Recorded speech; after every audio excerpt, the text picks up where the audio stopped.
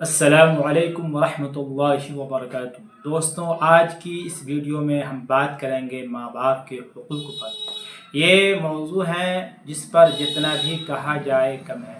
ماں باپ وہ ہستیاں ہیں جن کی دعائیں، قربانیاں اور محبت ہماری زندگی کی بنیاد ہے۔ اسلام میں والدین کا مقام اتنا اونچا ہے کہ اللہ تعالیٰ نے اپنی عبادت کے فوراً بعد ماں باپ کی اطاعت کا حکم دیا ہے۔ تو آئیے قرآن و حدیث کی روشنی میں جانتے ہیں کہ ماں باپ کے کیا حقوق ہیں اور اولاد پر کیا ذمہ داریاں ہیں۔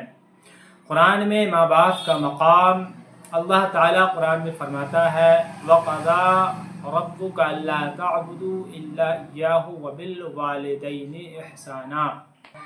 ترجمہ: تیرے رب کا فیصلہ ہے کہ تم اس کے سوا کسی کی عبادت نہ کرو اور والدین کے ساتھ حسن سلوک کرو، یعنی اللہ کی عبادت، پھر ماں باپ کی خدمت۔ یہی ہے اسلام کا عمل اور رحم۔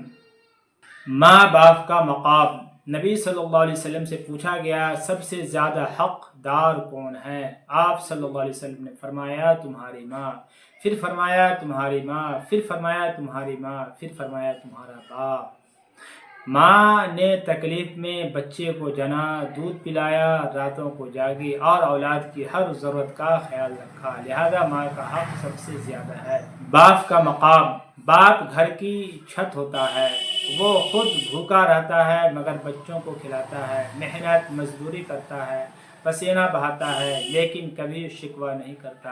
نبی صلی اللہ علیہ وسلم نے فرمایا باپ جنت کے دروازوں میں سے ایک دروازہ ہے، اگر چاہو تو اسے ضائع کر دو اور اگر چاہو تو اس کی حفاظت کرو۔ ماں باپ کے بنیادی حقوق۔ اب آئیے جانتے ہیں کہ ماں باپ کے ہم پر کیا حقوق ہیں۔ اطاعت کرنا، ان کی بات ماننا جب تک وہ شریعت کے خلاف نہ ہو۔ نرمی سے بات کرنا، قرآن کہتا ہے ان سے اف تک نہ کہو اور نہ جھڑکو۔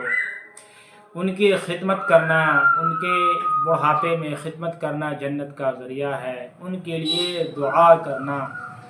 قرآن میں دعائیں سکھائی گئی رب ارحمہما کما ربیانی صغیرا، اے میرے رب میرے والدین پر رحم فرما جیسے انہوں نے مجھے بچپن میں پالا۔